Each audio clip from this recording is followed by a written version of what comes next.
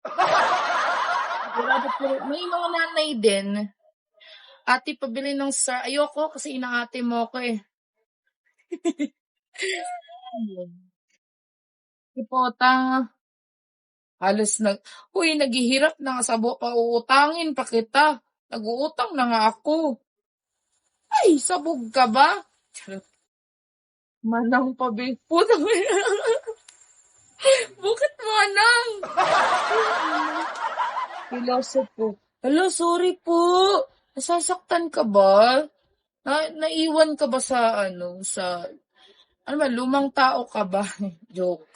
Huwag ka masaktan. Ano lang yan ba? Keme-keme. Joke, joke.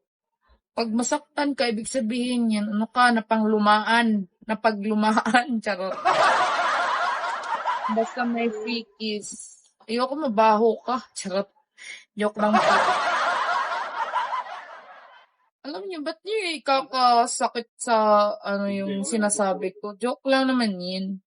Nasa inyo yan kung tutuhanin niyo ba. Mga bobo kasi kayo.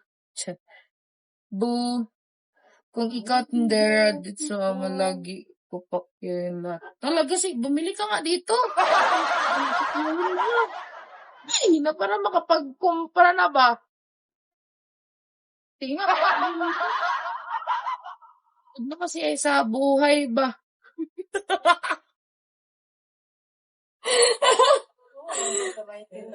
Sige nga, pakiwin mo na nga. Might be. Ayoko. Para bang magbebenta ako. Ano lang eh.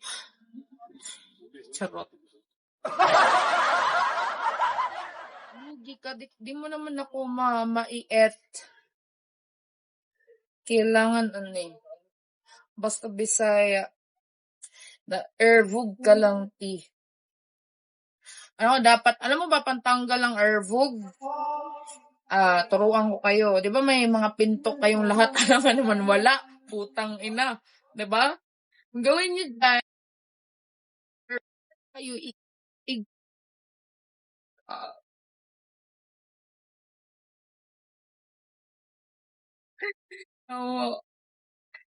ganun lang kadali.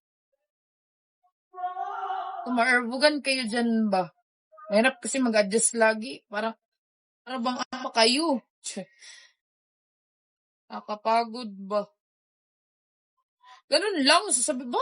Ay mo, basta Lo, sinabi ko bang ikaw na talaga nagreklamo dyan? Parang kang tanga. Bakit anong magagawa? At least damit. Ano bang, hoy,